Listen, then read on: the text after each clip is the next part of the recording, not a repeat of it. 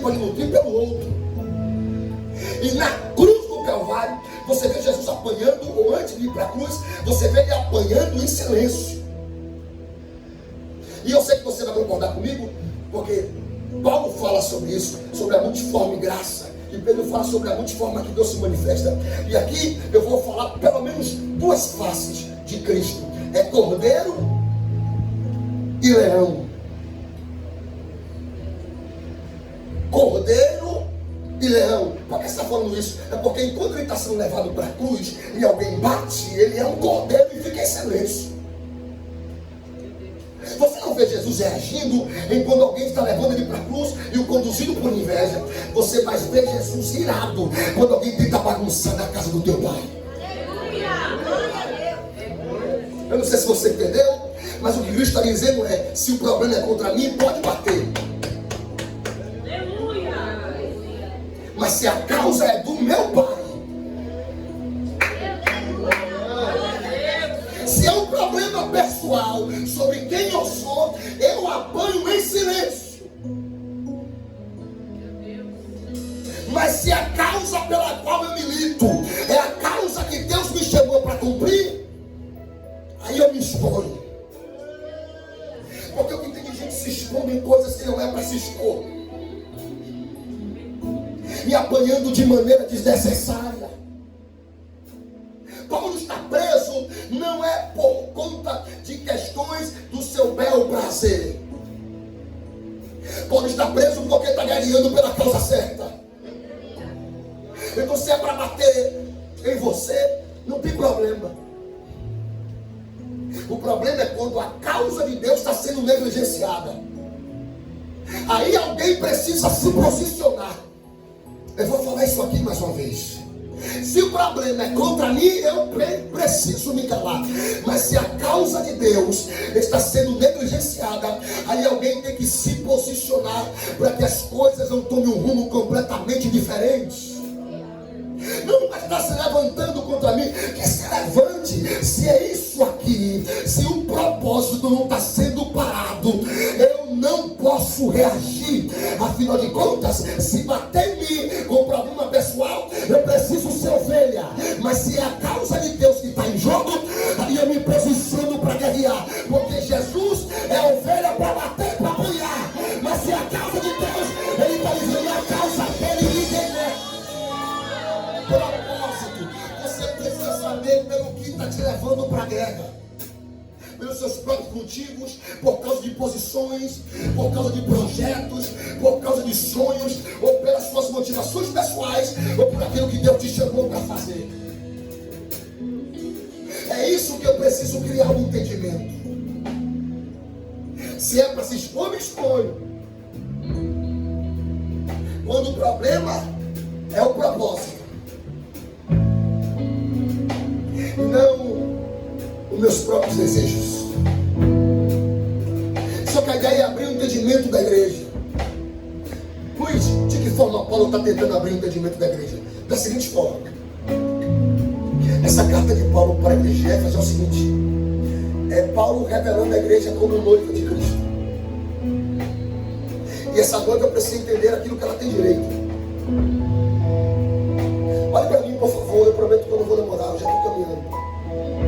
Porque uma vez que eu sou convocado, chamado por Cristo, sou imerso nesse corpo, claro que eu preciso cumprir os meus deveres. Mas a ideia é que eu tenha consciência da real identidade que eu tenho, para não deixar de usufruir daquilo que eu já recebi.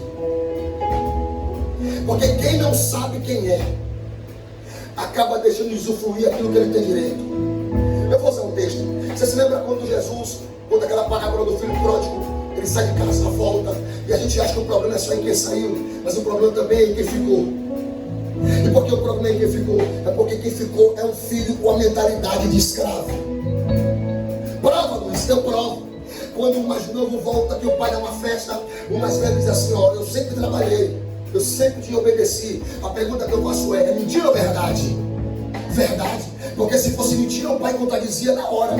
Então ele sempre está fazendo a coisa certa, sempre está obedecendo. Só que o problema é que a sua mentalidade ainda é de escravo. Por quê? Porque quando ele fala assim: eu sempre fiz aquilo que é certo, e o Senhor nunca me deu um cabrito. O pai falou: mas você é o meu filho, e o que eu tenho é seu. Ah, você não pegou isso aqui. Quem trabalha para ter é escravo.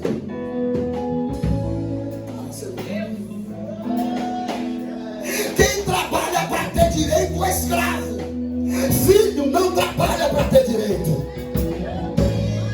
Filho trabalha porque já tem o direito. Tem alguém entendendo o que eu estou pregando aqui? Eu vou usar um exemplo mais clássico. Se eu chegar na tua casa e eu quiser um copo d'água, eu vou te pedir e você vai buscar. Mas o seu filho não precisa pedir para pegar água.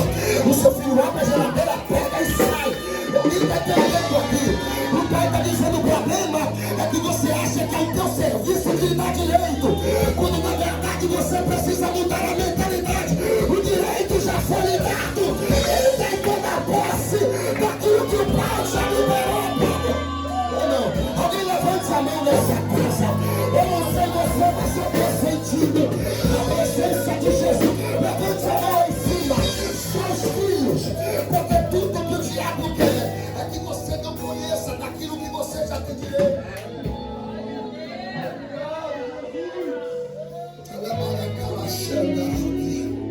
Tudo que o diabo quer é que você não saiba daquilo que já foi disponibilizado para você. Porque uma vez que você esteja posicionado, nada mais paralisa. Você quer que eu te fale uma coisa? Você quer que eu te fale uma coisa? Você lembra de Gideão? Gideão, Deus falou assim: Gideão, ó, vai lá e livra. Gideão falou: não dá. Primeiro que eu sou maior na minha casa e minha tribo também é pequena. Deus falou: se você não está temendo, pega o seu bolso e desce no arraial dos midianitas. Como é o nome do arraial? Você está aqui comigo ou eu estou sozinho? Como é o nome do arraial? Midianitas. Como é o nome do arraial? O Gideão desce, pastor. Tem 2 cabras conversando. E o sonho é: eu tive um sonho que um pão de cevada rolava e batia na tela do capitão e jogava para cima. Aí o cabra que está interpretando diz assim: essa é a espada de Gideão. Não, o sonho não foi com espada, o sonho foi com pão. O cara falou: eu vi um pão. Aí o cara falou: mas isso aí é a espada. Eu vi um pão. Aí ele disse assim: mas isso aí é a espada. Só que deixa eu te falar uma coisa. Quem está falando isso não é Deus. Por que, Luiz? É que o acampamento dos midianitas foi entregue na mão de Gideão. Quem está falando isso não é Deus. Quem está falando isso é o midianita. Grave, por favor, esse desenho. Eu vou falar bem devagar. Quem está falando que o acampamento dos midianitas foi entregue na mão de Gideão não é Deus só. Deus já falou. Mas quem está falando agora é o próprio midianita.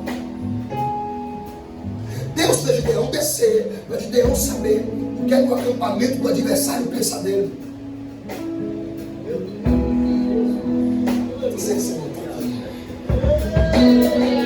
Porque Gideão está dizendo: não dá, porque minha tribo é menor e eu sou menor na minha casa. Ou seja, dentro de Israel ninguém me conhece.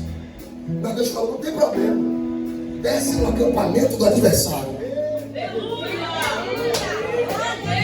Ah, você não pegou. Mas dentro do meu território eu não sou conhecido. E Deus